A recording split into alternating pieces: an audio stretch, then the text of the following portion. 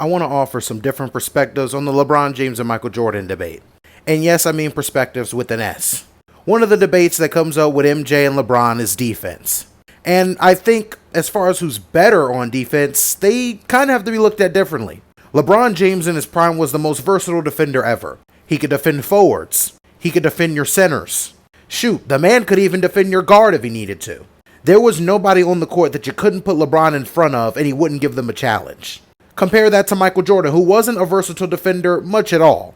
But when it came to guarding his position, he was easily the best.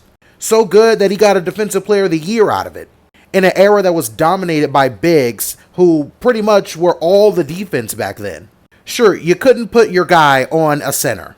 But if you needed a guard locked down for a series, you put Michael Jordan on him. Versatility also comes in. What people don't know is that Michael Jordan is a very versatile player. He had a 11 game stretch in which he averaged these statistics. Of course, it wasn't as in his nature, but the guy could do everything on the basketball court. Compare that to LeBron, and that's pretty much his greatest argument when it comes to the GOAT debate.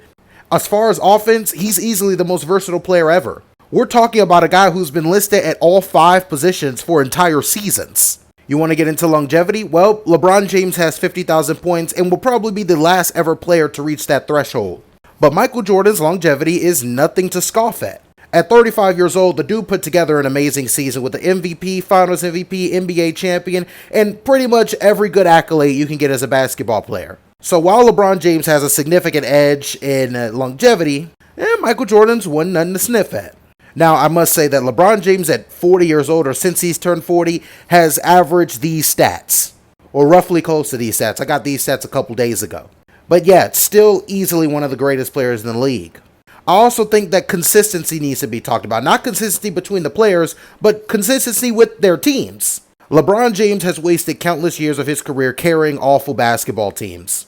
And while the finals records are a big part of the discussion, I think they're kind of overrated.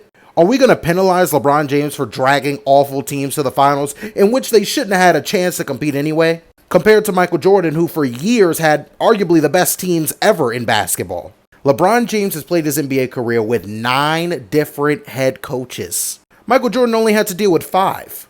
And really not even 5. Tex Winter was under Phil Jackson, and Eddie Jordan was somebody who coached for the Washington Wizards in his last season. And he had Doug Collins twice, so as far as consistency when it comes to coaching, Michael Jordan didn't have to deal with as much change as LeBron James, and whether you think that's a major part of the argument or not, that's on you, but I think that's major.